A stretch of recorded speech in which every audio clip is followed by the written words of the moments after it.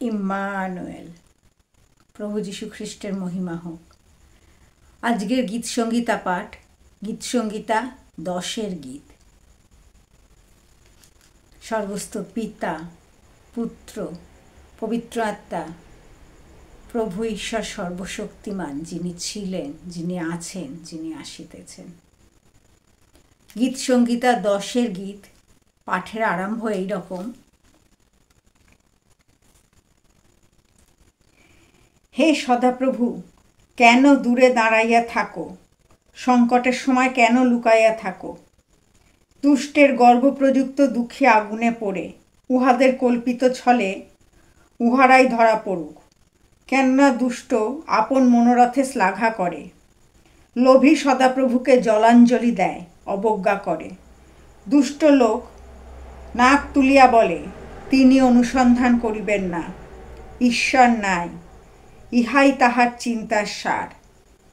তাহার পথ যথার্থ দৃঢ়,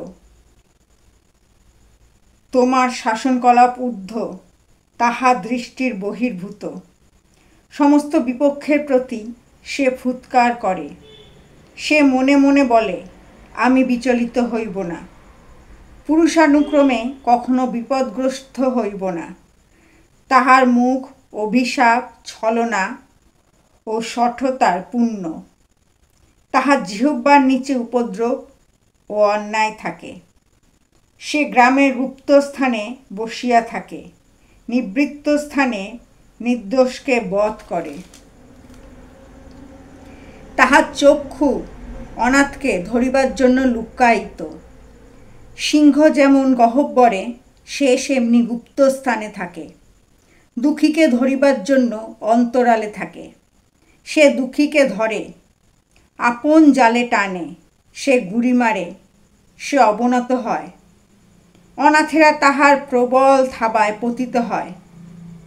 সে মনে মনে বলে, ঈশ্বর ভুলিয়া গিয়াছেন, তিনি মুখ লুকাইয়াছেন, কখনো দেখিবেন না। হে সদাপ্রভু, ওঠো, হে ঈশ্বর, আপন হস্ত তোলো, দুঃখীদিগকে ভুলিয়া যাইও না। দুষ্ট কেন ঈশ্বরকে অবজ্ঞা করে? মনে মনে বলে, তুমিও অনুসন্ধান করিবে না। তুমি দেখিয়াছ, কেননা তুমি উপদ্রব ও দেশের প্রতি দৃষ্টিপাত করিতেছ। যেন তাহার প্রতিকার স্বহস্তে করো। অনাথ তোমারই উপরে ভার অর্পণ করে। তুমি পিতৃহীনের সহায়, দুষ্টদের বাহু ভাঙিয়া ফেলো। দুর্বৃত্তদের দুষ্টতায় অনুসন্ধান করো, যাবৎ লেশ মাত্র না থাকে। সদাপ্রভু অনন্তকালীন রাজা, জাতিগণ তাহার দেশ হইতে লুপ্ত হইয়াছে। হে সদাপ্রভু, তুমি নম্রদের আকাঙ্ক্ষা শুনিয়াছ, তুমি তাহাদের চিত্ত সুস্থির করিবে, তুমি কর্ণপাত করিবে। পিতৃহীনের ও উপদ্রুত লোকেদের বিচার করিবার জন্য যেন মৃত্তিকা যত মত্ত আর দুর্দান্ত না থাকে।